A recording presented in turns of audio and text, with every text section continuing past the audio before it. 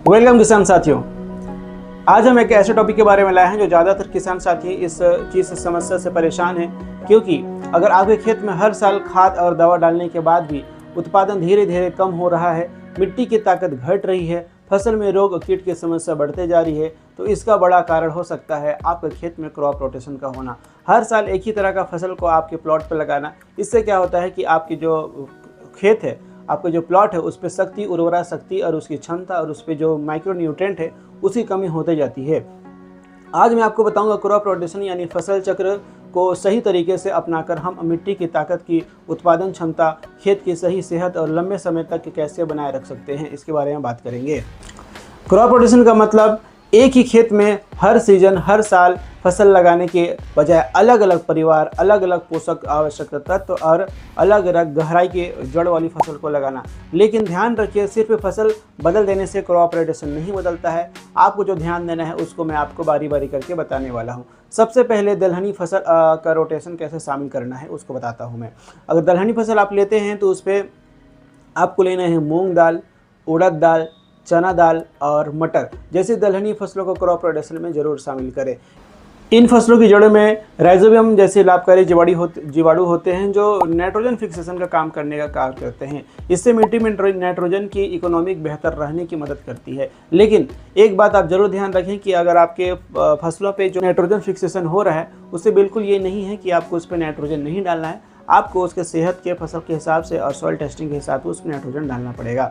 दूसरी बात करते हैं, एक ही परिवार की फसल नहीं लेना है। ज़्यादातर किसान साथी ये सोचते हैं कि अगर टमाटर की खेती कर ली तो अगले सीजन मिर्च करें या फिर बैगन का करें या फिर आलू का करें। तो किसान साथी आपको मैं बता दूं कि ये चारों फसल ऐसा है कि ये एक ही परिवार का पौधा है, तो इसको ना लगाकर आपको अलग अलग रोटेशन अपनाना है। जैसे कि टमाटर लगा लिए तो उसके साथ फिर दलहनी वाला लगाना है या फिर अनाज वाला लगाना है, उसके बाद फिर सब्जी वाला लगाना है और क्रॉप रोटेशन इस तरीके से आपको अपनाना है।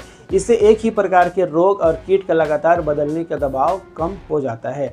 जड़ की अगर गहराई की बात करें तो अगर दो तरह का जो जड़ होते हैं, एक उथली जड़ होती है, एक गहरी जड़ होती है। अगर आप उथली जड़ वाली अगर फसल लगाते हैं तो अगले क्रॉप रोटेशन में आपको गहरी जड़ वाली लेना है, क्योंकि उसमें क्या होता है कि कम पानी चाहने वाली पौधा होती है और गहरी जड़ वाली होती है जो ज़्यादा पानी चाहने वाली फसल होती है। तो इसलिए आपको जो जड़ों की गहराई है उसके ऊपर भी ध्यान देना है कि अलग अलग क्रॉप रोटेशन आपको अपनाना है। मिट्टी में अगर ऑर्गेनिक मैटर की अगर बात करें, सिर्फ क्रॉप रोटेशन कर लेने से खेत की पूरी समस्या खत्म नहीं होती है। फसल के अवशेषों को जलाने के बजाय आप कंपोस्ट या फिर FYM या फिर डिकम्पोज्ड ऑर्गेनिक मैटर आपको भी डालना पड़ेगा। इससे भी आपका और जो फसल की आपकी जो प्लॉट है या फिर आपकी जो खेत है उसका भी आपका सेहत बने रहेगा। इससे soil organic matter micro activity बनाए रखने की काफ़ी अच्छा होता है।